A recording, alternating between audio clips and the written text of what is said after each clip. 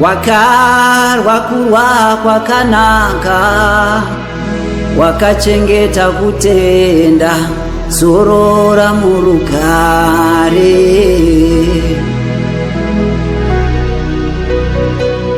Mazuva ako averengwa, nasi uno akwana, uzorore murugare.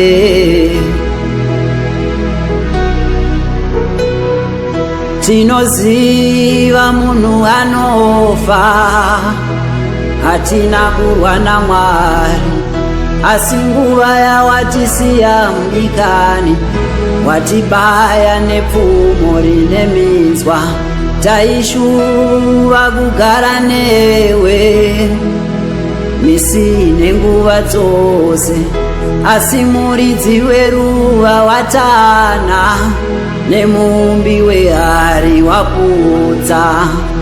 Waiva hama ine rudo, mumoyo medu tinotenda, wakava ziso ramapofu, uri tsoka yemeta makumbo, zorora murugare. Zorora murugare, zorora murugare, zorora murugare, zorora murugare, zorora murugare, zorora murugare, zorora murugare, zorora murugare, zorora murugare, zorora murugare, zorora murugare, zorora murugare.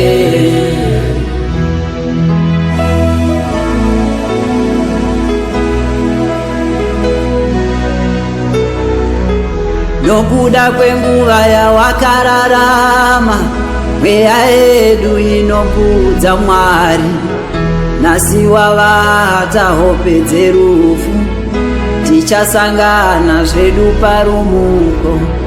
Namo yasarire suva penyu, vane moyo inoramba zivo. Mweya wangu rumbidza Mwari, uregererwewo zvivi zvako.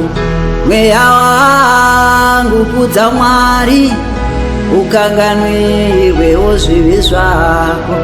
Ndinoziva muri Mwari mutsvene, munhu wakaipa haangagari nemi. Ndinoziva muri Mwari mutsvene, munhu wakaipa haangagari nemi. Mweya wangu kudza Mwari, mweya wangu rumbidza Mwari, mweya wangu kudza Mwari, mweya wangu rumbidza Mwari, zorora murugare.